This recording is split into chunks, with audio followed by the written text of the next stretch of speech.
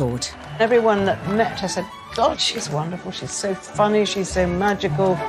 On the surface, a conventional royal partner, always destined to be by Charles's side. Did he get down on one knee to propose? But her story is much more Hollywood than Highgrove.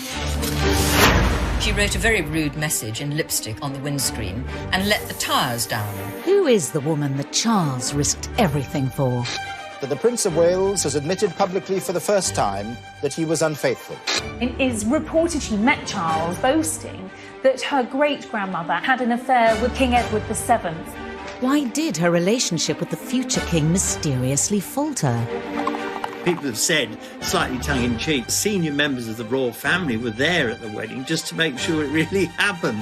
How did she go from being seen as Britain's most hated woman This must have been an absolutely traumatic period in her life. to loved royal? She had, up until that point, really been relatively anonymous. Before Meghan, was she the original unsuitable bride? Mountbatten was absolutely horrified. He insisted that Camilla was excellent mistress material, but was certainly not wife material. This is the story of Camilla before Charles. It's been a roller coaster of a relationship with lots of turbulence, complications. A tale of love, betrayal, and redemption. It's almost Shakespearean in its tragedy. You couldn't make this up.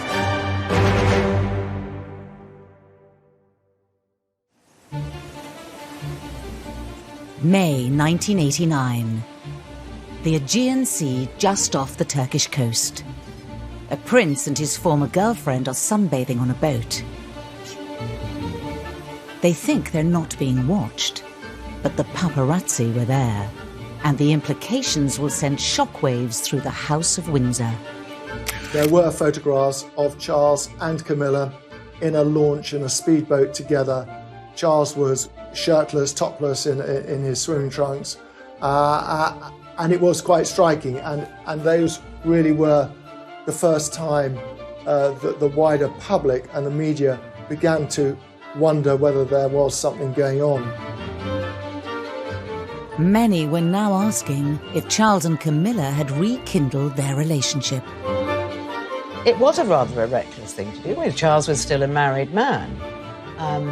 And it was a reckless thing to do because it pushed Camilla right there in the spotlight. In public, Charles doesn't comment on the rumours. But a 1989 transcript of a phone conversation between the two reveals intimate details of their mutual affection.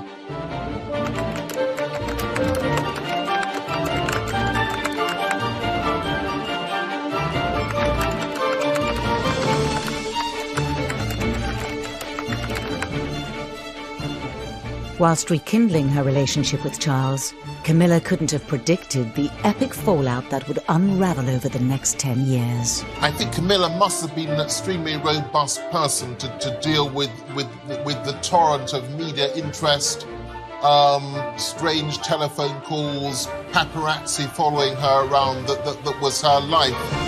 All this building towards one of the most brutal public outings ever. Do you think Mrs. Parker Bowles was a factor in the breakdown of your marriage? Well, there were 3 of us in this marriage, so it was a bit crowded. Diana set out to destroy the Prince of Wales, I think, so anybody involved with him was going to feel her wrath, and the obvious person to blame was Camilla. How did this seemingly unassuming woman find herself on the wrong side of the biggest scandal of the decade? Derided, isolated, and at rock bottom.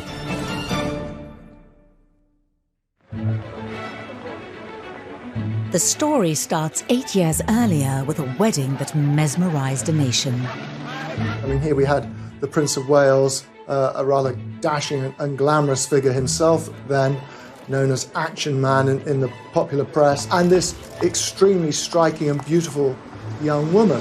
And the whole country got swept up in it.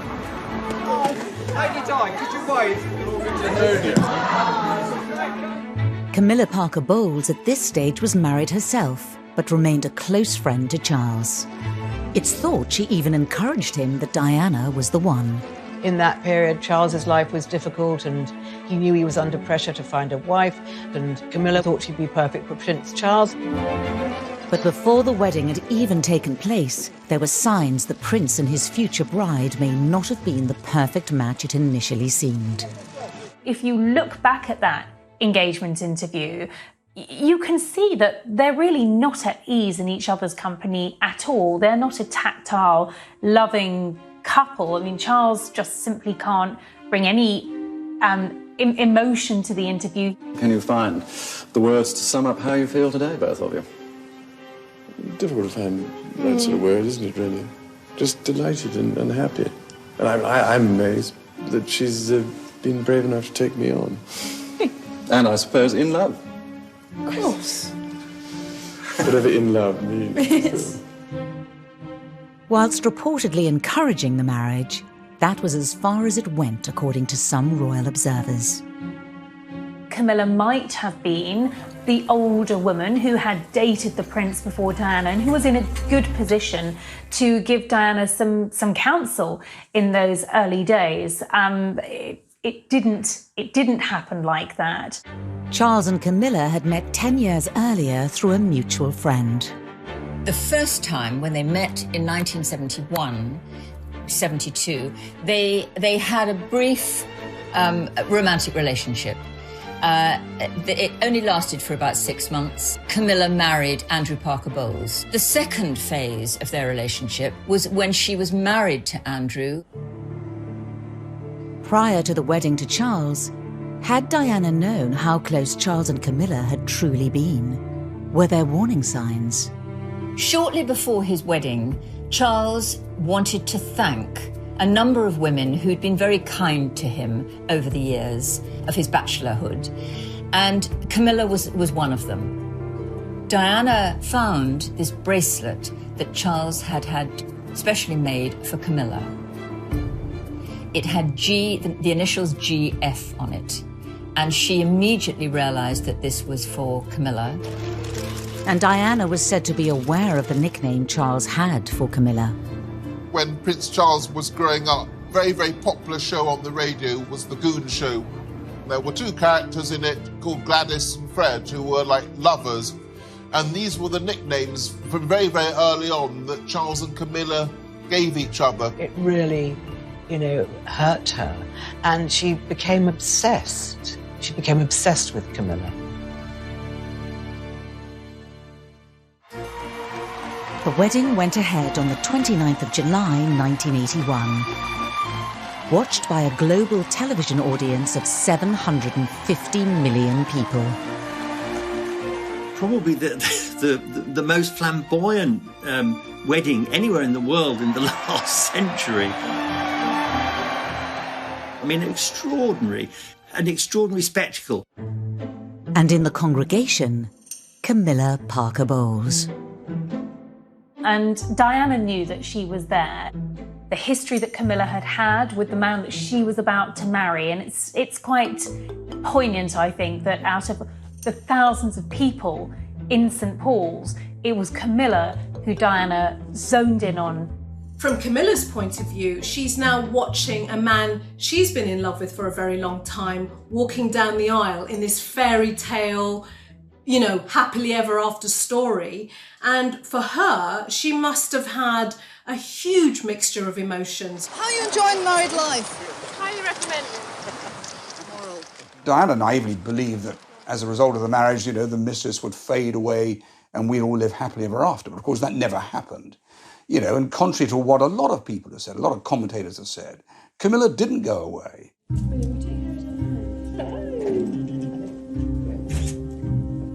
As time wore on, cracks began to appear in the Wales's marriage.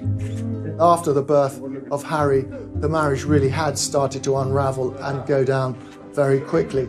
I mean, part of the problem was Camilla. In Diana's mind, Charles had never really given her up. She was a constant presence. By the end of the 1980s, the Wales's relationship was in serious trouble. And I think Charles was so unhappy that he started, pouring his heart out more and more and more to Camilla, and then, then they rekindled their romance. At this stage, it would have been well known to Charles's innermost circle of friends, certainly the social circles that he mixed in, that Camilla was back on the scene, and Diana had her suspicions. 1989, Ormley Lodge, Richmond. Diana and Charles attend Camilla's sister's birthday party, and suspicion is about to turn to confrontation. There was this extraordinary atmosphere that once we'd arrived, Diana arrived, and of course there were the friends of Camilla and indeed her sister. Ken Wharf was Diana's bodyguard and was there on the night.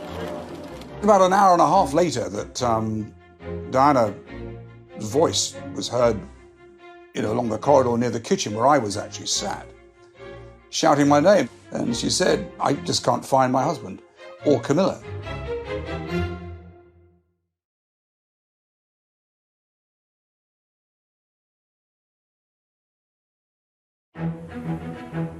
(1989) and Princess Diana is trying to find her husband and Camilla Parker Bowles at a party. Her bodyguard, Ken Wharf, is helping her. We began an exploration of the house. Sat on a sofa was the Prince of Wales and Camilla actually talking. And Diana said, "Listen, please don't treat me like an idiot. I know what's going on." There was no attempt by Camilla to deny Diana's allegations. Diana didn't have any proof, but she had a hunch. So they, and all hell was going on upstairs because everyone was saying, "Gosh, Diana and Camilla are having a confrontation downstairs." And Charles knew that this was the moment to leave. But of course, on the return journey home, nothing was said in the car. That really was the beginning of the end of the Wales' relationship.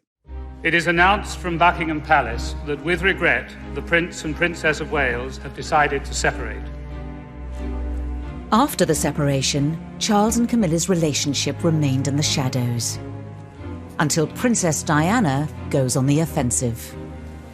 Well, then in the summer of 1992, which was the Annus Horribilis, Andrew Morton's book was published. This was the moment when Camilla was absolutely 100% outed as being, the mistress of the Prince of Wales. The book, serialised in the Sunday Times today, claims it was the prince's indifference to his wife that caused her chronic depression and 5 separate suicide attempts. The first time she had press camped outside her home, this must have been an absolutely traumatic period in her life. She had, up until that point, really been relatively anonymous. She's out.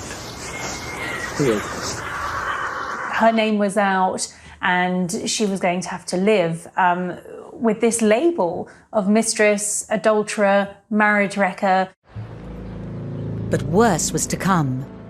In January 1993, the People newspaper published the transcripts of the conversation between Charles and Camilla, first recorded in 1989. It was hugely embarrassing because it was almost lavatorial in its descriptions of their love for each other, what they wanted, how they longed for each other. With their reputations in freefall, in June 1994, Charles takes part in an unprecedented interview. Did you try to be faithful and honourable to your wife when you took on the vow of marriage? Yes, absolutely. And you were? Yes. Until it became irretrievably broken down. Mrs. Parker Bowles is a great friend of mine. Once again, it thrust Camilla in the eyes of the world. It made her marriage with Andrew Parker Bowles that much more difficult. It was out there in the open. But Charles's interview was just the curtain raiser for the interview Diana gave Martin Bashir a year later. I wonder whether Camilla knew in that moment exactly what had happened to her, and I think it would have hit her so hard that from now on, she's public property and public enemy number one.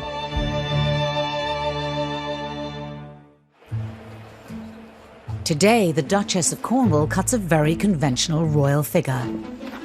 It's hard to imagine how she ended up embroiled in a scandalous affair. But there are clues in her early years that reveal a very different character to the one we see now. Broderick Munro Wilson grew up with Camilla. She was slightly rebellious. I mean, she shared a room with my second wife, and of course smoking was a forbidden thing. But anyway, she was definitely smoking as a teenager. Camilla's friends all loved her. She was she was always the one at the centre of everything. She was terrific fun. Boys adored her because she was funny and characterful. I mean, she wasn't a beauty, but I mean, I think she was approachable and she was very, very popular. Thank you very much for giving us this silver heart, but I still think you should have given one to good old Mr. Wilson. 1960s swinging London is in full flow, and 18-year-old Camilla Shand is said to dive headfirst into the party scene. She did have some jobs, like she worked at Colfax and Fowler, the decorators. She didn't last a week. One morning she overslept after a very long party, and I think she was probably rather hungover, and she arrived late and said, "Oh, I'm terribly sorry." And the boss at head Colfax and Fowler, who was a demon anyway, just absolutely tore her apart and sent her packing. And that was the end of her working career. But she was never cut out to be a career woman. But I think she had a lot of fun in swinging London. She was famously a party girl in the mid-60s, and, you know, she might go to 3 parties a night, 5 days a week. I mean, she was extraordinary. She absolutely loved partying. And this fun-loving, vivacious Camilla catches the eye of many of her peers. She was not without her admirers, let me tell you, because you know, she looked very nice. She was always beautifully turned out, and she had a personality. You know, she had things to say for herself. She was talkative. I mean, if you sat next to her at a dinner party, you were delighted because you knew you'd have a good conversation. But this young, carefree period of her life doesn't go unnoticed years later. Camilla had had a past, and, you know, at times quite a raucous past. She was known, particularly in palace circles, for being a party girl.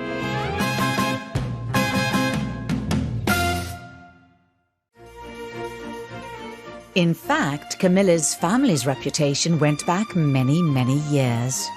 And it is reported to have broken the ice when she met Charles by almost boasting that her great-grandmother, Alice Keppel, had had an affair with another heir apparent, King Edward VII. So she was aware of that royal connection. It shows what an extraordinary family they were. Alice Keppel wasn't a sort of dark, embarrassing secret. You know, the fact that she'd been mistress to a king, this was something the whole family admired. So here we had a situation. Alice Keppel was Camilla's great-great-grandmother. King Edward VII was the Prince of Wales's great-great-grandfather. This extraordinary story is in the background, and it seems like a mirror image of what happened with Charles and Camilla. It certainly adds a sense of symmetry to their romance, if nothing else. It's not surprising that Camilla's great-grandmother was able to move in royal circles, and for the alleged affair to have taken place. Her family have been on the fringes of the aristocracy for generations. Born Camilla Shand in 1947, she had a textbook childhood of privilege, growing up in rural Sussex. She had a very happy childhood. She was the eldest of 3, the firstborn, and then she had a younger sister, Annabelle, and then their brother, Mark. Her father, Major Bruce Shand, was a real military hero. He was actually given the Military Cross twice, which is the most astonishing thing, a very, very gallant officer. Her mother was from a very, very wealthy family called the Cubitt family. The Cubitts in the 19th century had built much of central London. She lived about 15 miles from me. And the great thing is that we were all in the pony club. Everybody had a pony, everybody rode, everybody hunted. We used to have little mini dances which would start at about 8 o'clock and go on to 12, where you'd dance for 2 hours, have a sort of buffet dinner, and then dance for another 2 hours, and then somebody would come and the chauffeur or somebody would pick you up at 12 o'clock. That was Sussex society. As the daughter from a traditional upper-class family, Camilla followed the well-trodden path set out for her. Coming from the family that she did, an aristocratic family, her father, Major Bruce Shand, very much respected military man. Yes, in many ways, Camilla's life was mapped out. It was never going to be overcomplicated. Camilla attended Queensgate School in London, a very prestigious school. She was known as Miller. She was known for being pretty posh, but also good fun, and at heart, a tomboy who was definitely happier on a horse than in the classroom. She went off to a finishing school, 9 months in Switzerland, on the shores of Lake Geneva, where she learned to ski and perfected her French, but not much else.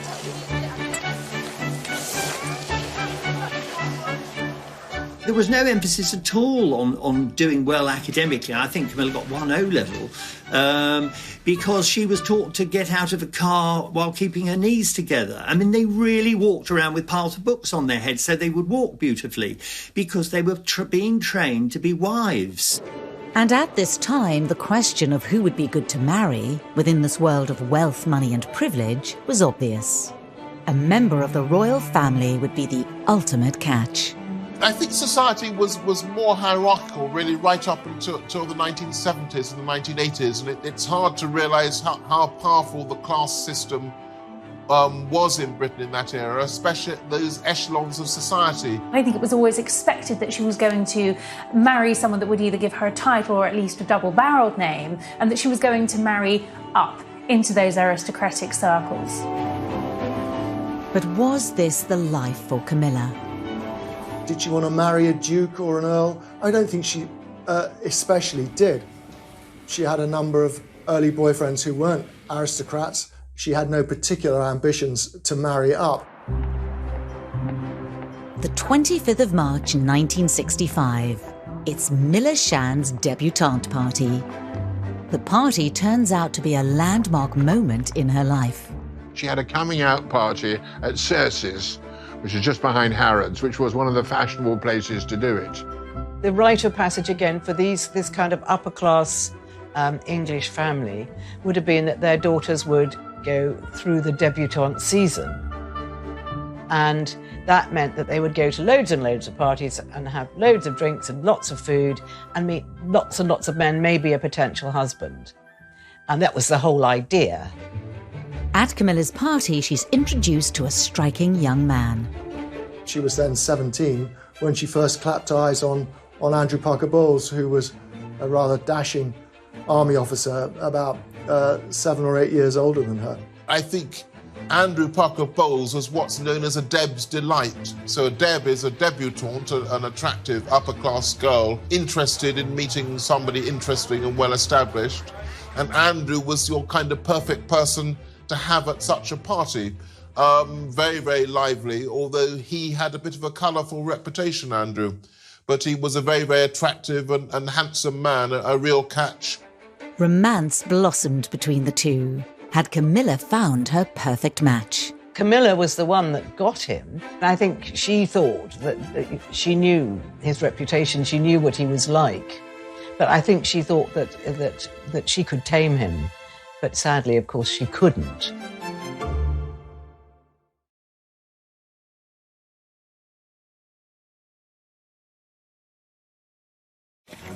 By 1970, there are rumours Andrew Parker Bowles had begun to date Princess Anne, as his relationship with Camilla Shand faltered. Andrew didn't necessarily finish with one girlfriend and then move on to the next. he had dated Princess Anne, of all people, and I think it overlapped with Camilla to some extent. A year later, Camilla was introduced to Prince Charles by a mutual friend, Lucia Santa Cruz. Lucia knew exactly what the situation was with Andrew Parker Bowles and Camilla, and she didn't think her friend was being treated properly. So she decided that it would be a good idea to introduce Camilla to Charles. Andrew Parker Bowles was often away on army tours. They took him all over the world, to Northern Ireland, of course, at that time, too. And in 1972, Charles was on terra firma. He had by then been spending time in the Navy, but he was doing a long posting in the UK. With Andrew away, it sort of cleared the way for the two of them to spend a lot of time together. Charles actually himself told me a wonderful story about going out with a girl who was obviously Camilla, and he really wanted to impress her. So he ordered the most expensive bottle of wine on the menu. And Charles just sort of moved his hand and knocked the whole bottle over. And he said he was so humiliated trying to impress this girl and then knocking over this expensive bottle of wine.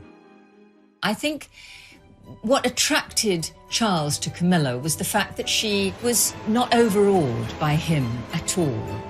The fact that she was going out with the Prince of Wales, you know, he could have been Joe Bloggs. She didn't care. He loved the fact that Camilla was fun and could be a bit frivolous and carefree. She was very different to the other debutantes on the scene at the time, and certainly some of the women that Charles had been linked with. And she was something of a breath of fresh air. And when they did start dating, Charles was, you know, absolutely blown away by her. I think that storyline is really well captured in the Crown, where you can see that he falls for her very, very heavily. In episode 9 of series 3, Prince Charles' feelings for Camilla were portrayed in this heartfelt and moving scene. And there's a feeling I've never had before. A sense of safety and belonging. And all that loneliness having vanished. It's all rather miraculous. I think you are miraculous. During 1972, the relationship is said to have blossomed. Camilla went down to Broadlands on several occasions during those 6 months and had lovely weekends with Charles there. They were both very horsey. They both, they had a lot in common, Charles and Camilla. But some commentators say their relationship came under scrutiny by senior members of the royal family, including his mentor and one of the closest people to him, his great-uncle, Lord Mountbatten. Charles had discussed the possibility of turning this intense relationship with Camilla into marriage, and Mountbatten was absolutely horrified. He insisted that Camilla was excellent mistress material, but was certainly not wife material, that it was impossible.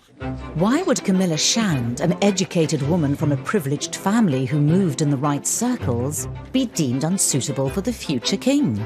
Mountbatten, his view was that whoever he married, if they weren't royalty themselves, then they should be of very noble birth, and however well-born Camilla was, she wasn't a member of the aristocracy. But the bigger problem was that everyone from Mountbatten up to the Queen was terrified that she had a past. She had too many pasts.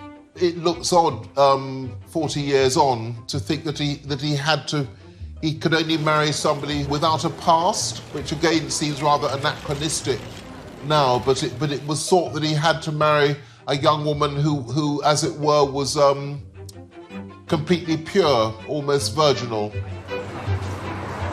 If modern standards had applied at the time, could it have been a very different story for Charles and Camilla? Well, I think the world has moved on, and I don't think anybody cares now whether someone happens to be the daughter of an earl or just a normal person, as long as they've got the makeup to be able to deal with the job. I don't think the fact that they're commoners makes a jot of difference. when Meghan married Harry. You know, she was a divorcee. When the Queen came to the throne, divorcees were not accepted at court. It was unthinkable. The Queen's own sister couldn't marry a divorcee. Her uncle had had to give up the throne because he wanted to marry a divorcee. At the time they were first seeing each other, some royal observers say senior members of the family were not happy with the relationship. In the month that he's been with Minerva in the Caribbean, he several times visited the Bahamas Islands. But this was the first time he'd made an official visit. It was really the palace who made sure that this sort of fledgling 6-month blossoming romance never really got off the ground. Charles was very deliberately sent off to the West Indies with the Royal Navy, where he was posted for 8 months. This tense scene from The Crown dramatises an imaginary meeting between the Queen Mother and Lord Mountbatten. How shall we handle this? Well, I can take care of Charles. Nice long posting overseas will bring him to his senses. I'll speak to everyone at the Admiralty. 8 months on the other side of the world, it'll soon go away. Could there have been another explanation as to why the relationship didn't work out?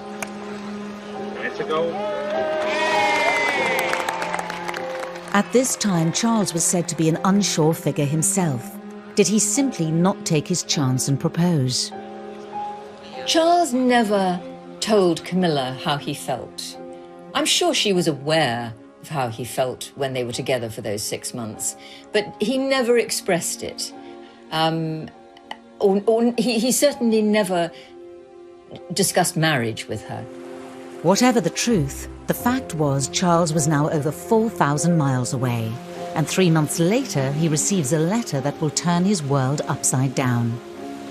He was on a long tour of the Caribbean islands when he received a letter from Camilla that she was and had accepted Andrew Parker Bowles's proposal of marriage, and that they were going to marry that summer.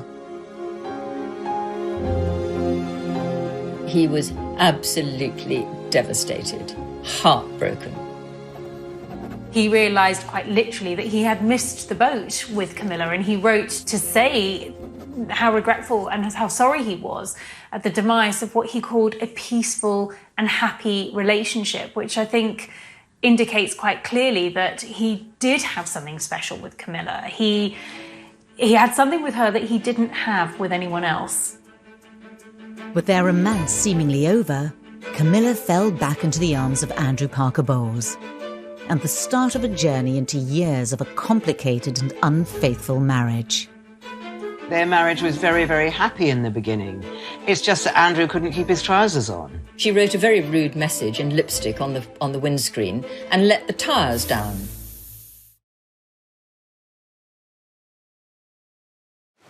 In steaming heat, Prince Charles's frigate, HMS Minerva, edged her way into Nassau Harbour.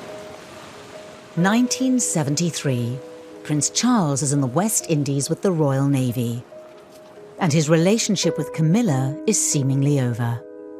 I don't think Camilla quite realised the depth of Prince Charles's feelings for her. I think she thought, you know, he's too young for me, he can't marry me, I need to get on with my life. And anyhow, I'm in love with Andrew Parker Bowles, and that's the man I want, and that was the man she got. And the difference between the two couldn't be more striking. You've known Prince Charles for a very long time, haven't you? What sort of person is he?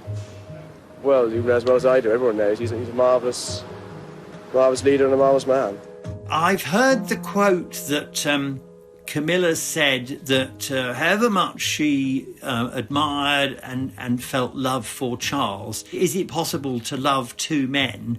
I think the answer for her would have been yes, Camilla, it is, because Charles and Andrew were so different. Andrew found it difficult, certainly at that stage, to live without her. She was similar to him, similar interests, very exciting, a brilliant conversationalist, and she loved him with a sort of, you know, an intense passion. I always feel rather rotten saying this, but Charles wasn't very sexy. Andrew was a very, very promising guards officer. Some people thought he was a bit of a name dropper, a bit of a snob, but he always struck me as absolutely charming. I think that what Camilla wanted, a lifelong commitment from somebody, and a career officer who in some ways was in the image of her father, seemed perfect at the time. Whilst Andrew might have been more alluring than Charles, Camilla had to contend with his party boy reputation. He had a string of girls who were all, very happy to be in his stable, if you like. She knew his reputation, she knew what he was like, but I think she thought that she could tame him. I was certainly witness to the fact that Andrew Parker Bowles was a popular boy, and no doubt about it, virtually everybody at some stage or other was joined at the hip with Andrew Parker Bowles.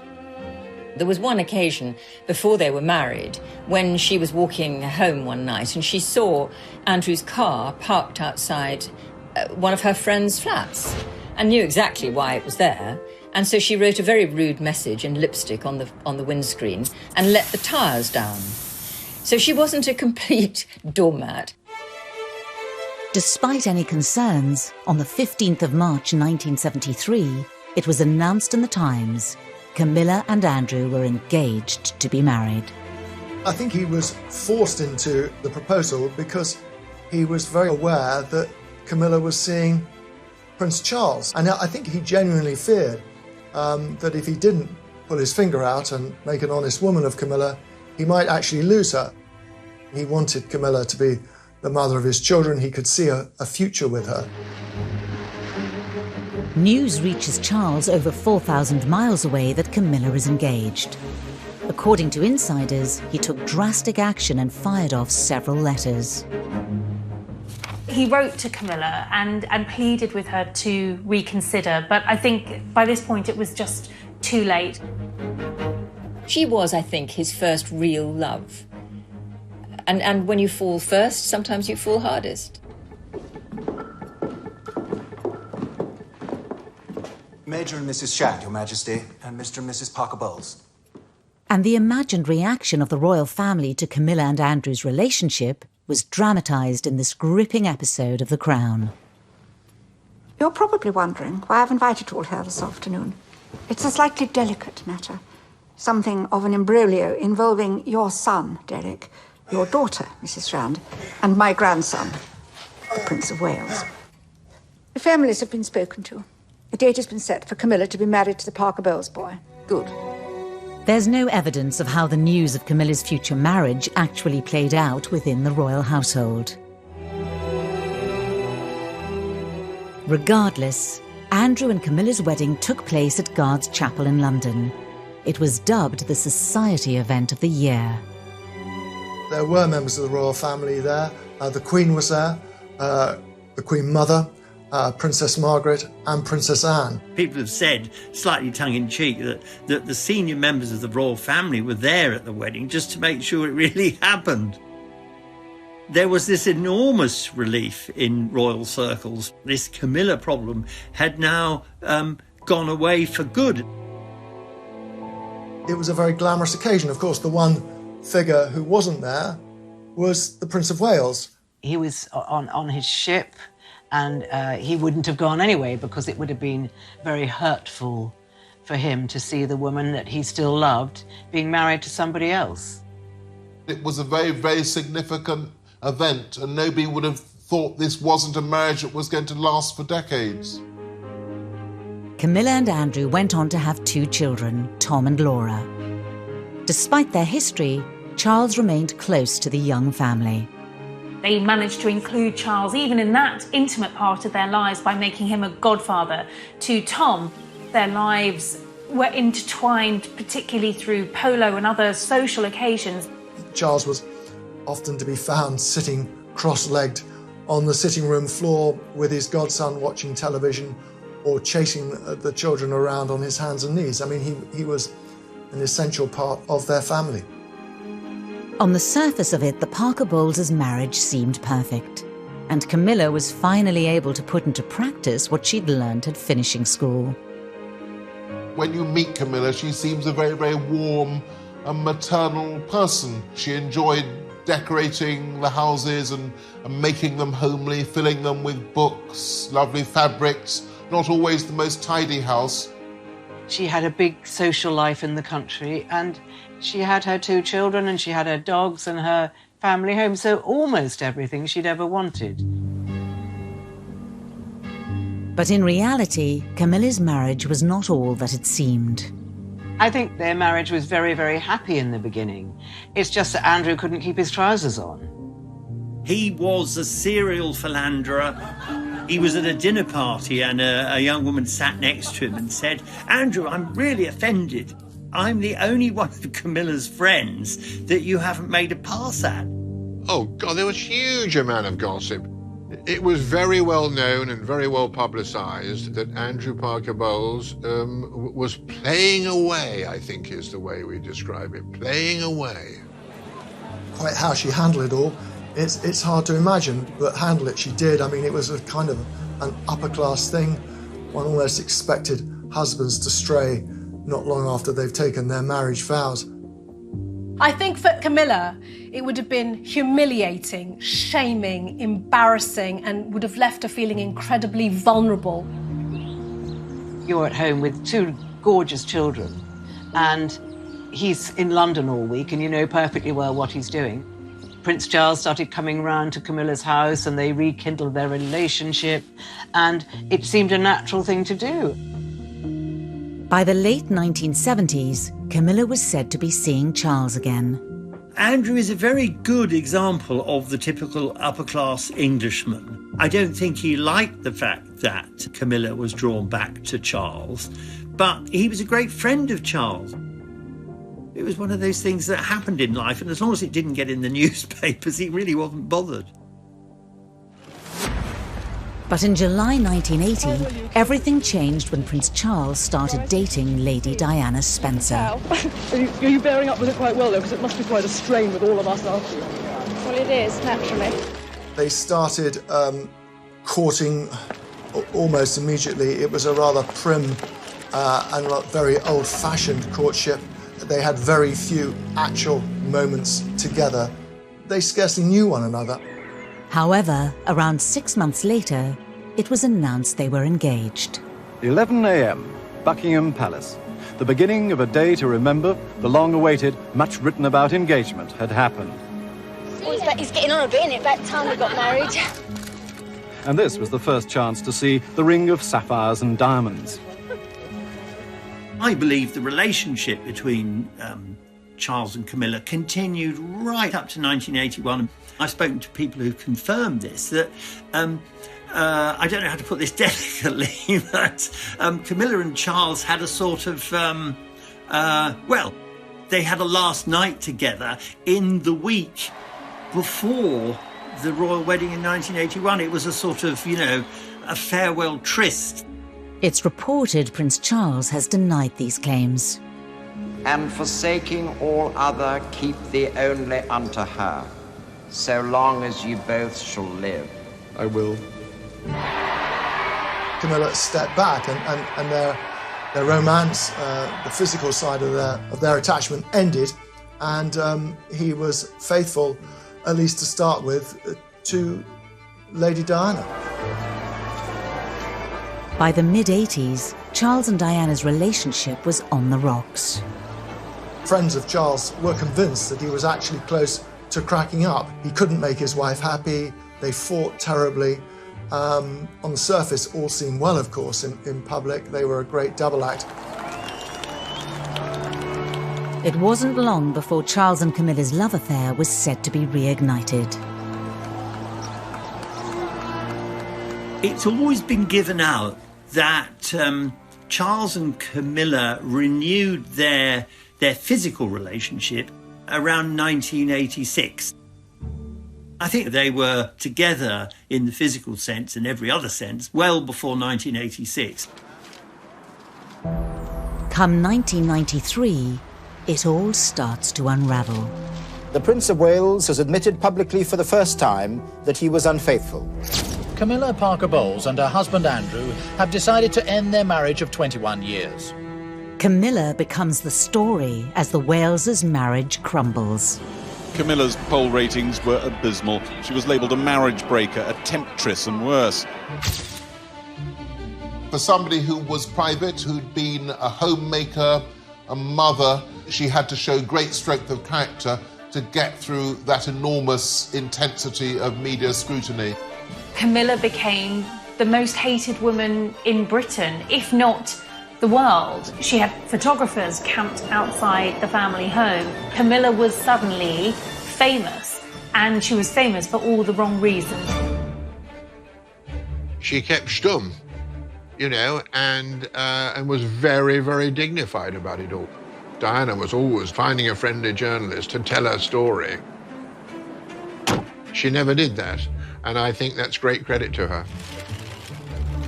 After Charles and Diana's divorce in 1996, Camilla's official introduction into Charles's life began. Charles had been very keen to try and ease Camilla into the public arena. He was tired of sneaking around, and so he employed a PR wizard called Mark Boland to help with this process and to try and rehabilitate the prince himself, because his reputation was in tatters. But a year later, everything ground to a halt. In the early hours of the 31st of August 1997, the unimaginable happens. The Press Association announced with a news flash at 4:41, that's just a few minutes ago, that Diana, Princess of Wales, has died.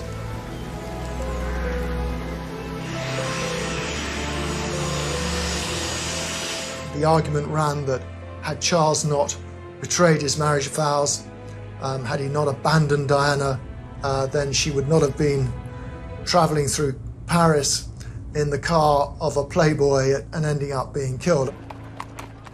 To be seen in public with Camilla would be a PR disaster for Charles, but now he needed her support more than ever before.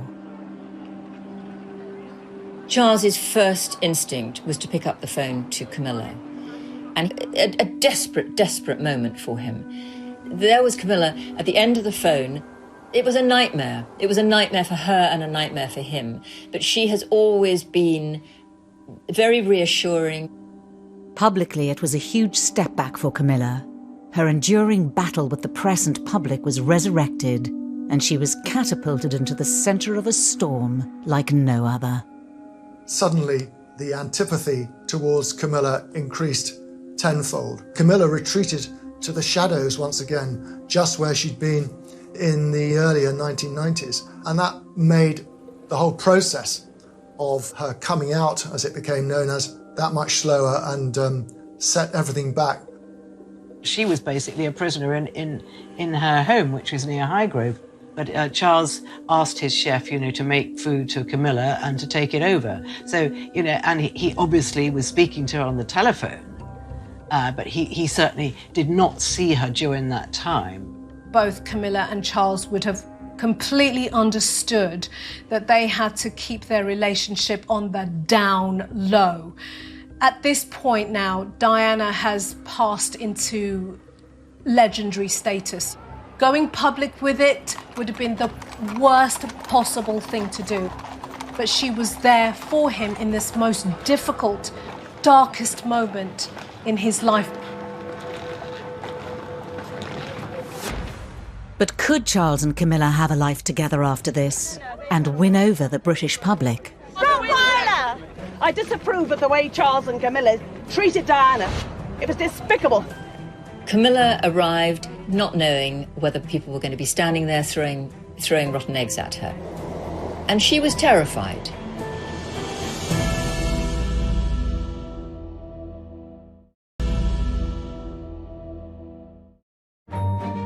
After Diana's death, reintroducing Charles and Camilla to public life would be an arduous process. One that'd take meticulous planning over the space of almost 17 months. Camilla was a non-negotiable part of his life. Charles was not going to give up, abandon this woman who had stood by him, who had given up so much, who had been traduced in the media. He was determined that she was going to be with him through thick and thin. Camilla's relationship with the British public needed some serious nurturing. Decisive action was taken by the palace, and a plan was masterminded by Mark Bolland, who was now Charles's deputy private secretary. And the way he decided the problem should be handled was to persuade the public that she wasn't some bogey woman, but that she was a very important part of the prince's life, that she made him a better prince. Discretion still rules in the run-up to Charles's 50th birthday. Very gradually, she was brought out, and it was a supreme strategy. And people started to see her in a slightly different life, and everyone that met her said, God, she's wonderful, she's so funny, she's so magical. Word sort of started and spread. In January 1999, the planning came to fruition outside the Ritz Hotel in London.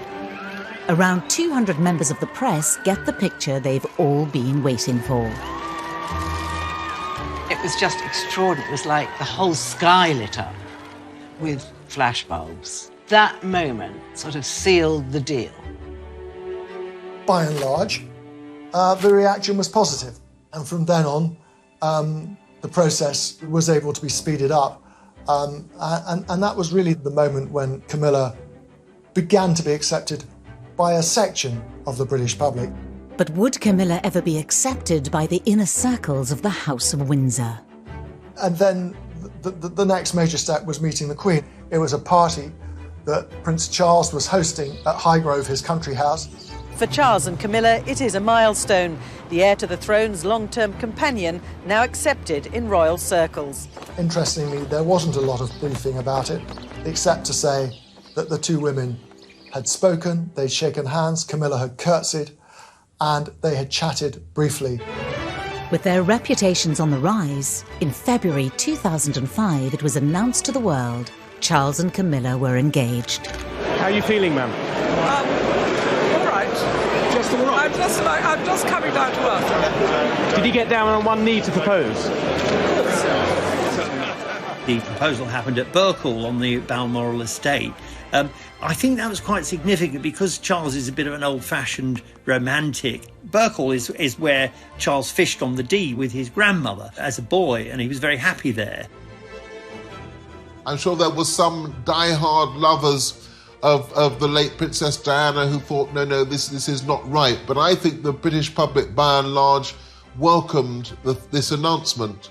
On the 9th of April, thousands of people lined the streets of Windsor to catch a glimpse of the bride and groom. But had they really managed to win over the British public? I disapprove of this marriage today. I disapprove of the way Charles and Camilla treated Diana. It was despicable.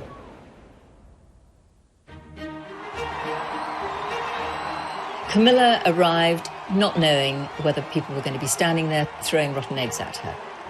And she was terrified. I was there that day, thousands of people there who were just cheering for them, who were so happy for them. It was a really great day. The civil ceremony was followed by a blessing at St. George's Chapel, which was broadcast to a TV audience of millions. After almost 35 years, Camilla had finally married her prince. To Charles and Camilla, our future king and queen, may God bless you both. I remember covering that royal wedding in 2005 and thinking, this is historic, this is momentous, this is Charles, a divorced future king, marrying a divorcee, something that I don't think anyone really ever expected to happen. I think people thought, well, these people have been in love perhaps for 35 years. Do they not deserve a bit of happiness? The Queen hosted a reception for the newlyweds at Windsor Castle and gave a speech that cemented Camilla's place in the royal family. When the Queen gave that speech at their wedding party, where she said, "My son is home and dry with the woman he loves," that really was the welcoming of Camilla into the royal family. And if the Queen was able to forgive and forget, then the rest of the British public could do that too. We could give Camilla a chance. Camilla was portrayed as one of the most hated women in Britain, but she was now the Duchess of Cornwall and wife of the future king. Camilla's life changed forever when she fell for a young Prince Charles. She's endured decades of secret scandals and struggles. Her reputation was left in tatters. It's been a roller coaster of a relationship with lots of turbulence, complications. There's been divorces and there's been a tragic death. It's almost Shakespearean in its tragedy at points. You couldn't make this up. The road to redemption has been a long one, but today their popularity and love is stronger than ever. We've seen her take her role as a consort to the future king very, very seriously. Her rehabilitation is complete, and I think she has proved that she is a real asset to the royal family and for the nation.